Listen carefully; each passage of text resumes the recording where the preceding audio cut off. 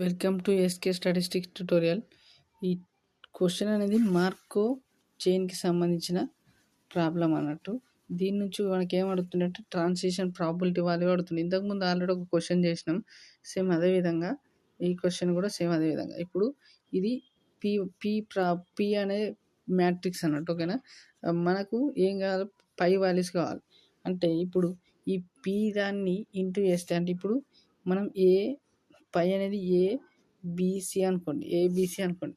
ఇప్పుడు ఈ మ్యాట్రిక్స్తో ఇంటూ చేస్తే వచ్చే వాల్యూస్ కూడా ఏబిసి రావాలి, ఓకేనా. అంటే ఫస్ట్ రోని ఫస్ట్ కాలంతో అట్లనే నెక్స్ట్ సేమ్ అదేవిధంగా ఫస్ట్ రోనే మళ్ళీ సెకండ్ కాలంతో, అట్లా థర్డ్ కాలంతో అట్లా చేయాలి. ఇప్పుడు నేను చేసేటప్పుడు ఏమనుకుంటా అంటే ఇవన్నీ వాల్యూస్ని ఇప్పుడు 0.5 ఏ ప్లస్ 0.3b, ఓకేనా. First row first column 3b plus 0.2c is equal to A అని రాయాలి, ఓకేనా. ఏ అని రాసే బదులు నేనేం రాస్తా అంటే దీన్ని ఇండైరెక్ట్గా 5a plus 3b plus 2c is equal to 10c అని రాసుకోవచ్చు. బోత్ సైడ్ 10తో మళ్ళీ చేస్తున్నాను అన్నట్టు, ఓకే. అంటే ఇప్పుడు డైరెక్ట్ ఇదంతా రాసే బదులు ఇట్లా రాసుకోవచ్చు డైరెక్ట్. అట్లనే రిమైనింగ్ ఈక్వేషన్స్ కూడా రాస్తున్నా. ఇదే ఫస్ట్ రోని సెకండ్ కాలం 0.4 అంటే 4a plus 4b plus 3c is equal to 10b అని రాసుకోవచ్చు. నెక్స్ట్ మళ్ళీ ఇదే రోతోని ఈ వాల్యూస్, అంటే ఈ ఫస్ట్ రోతోని ఫస్ట్ కాలం చేస్తే వచ్చింది దీనికి ఈక్వల్. నెక్స్ట్ ఫస్ట్ రోతోని సెకండ్ కాలం చేస్తే వచ్చింది బీకి ఈక్వల్, అట్లా. నెక్స్ట్ ఇప్పుడు లాస్ట్ థర్డ్ కాలం కదా, third column first row third column వచ్చిందేమో సికి ఈక్వల్.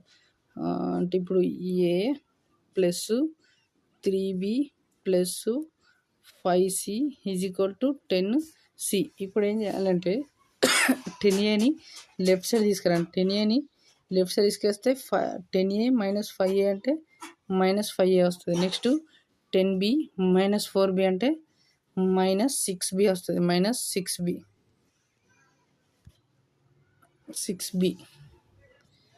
ఇది మొత్తం 0 అయిపోతుంది. నెక్స్ట్ థర్డ్ ఈక్వేషన్లో ఈ 10cని లెఫ్ట్ సైడ్ తీసుకొస్తే 5c మైనస్ 10c అంటే మనకి ఇక్కడ 5c వస్తుంది. 5c మైనస్ 5c వస్తుంది. Minus 5c is equal to 0 వస్తుంది. ఇప్పుడు ఆప్షన్ని సబ్స్టిట్యూట్ చేయాలి. ఇప్పుడు ఇదంతా చేసే పద్ధతి ఇది. ఇంతకుముందు కూడా చేసింది అదే, కాకపోతే అక్కడ మ్యాట్రిక్స్ ఫామ్ ఇచ్చింది, ఇక్కడనేమో మ్యాట్రిక్స్ ఫామ్ ఇవ్వలేడు.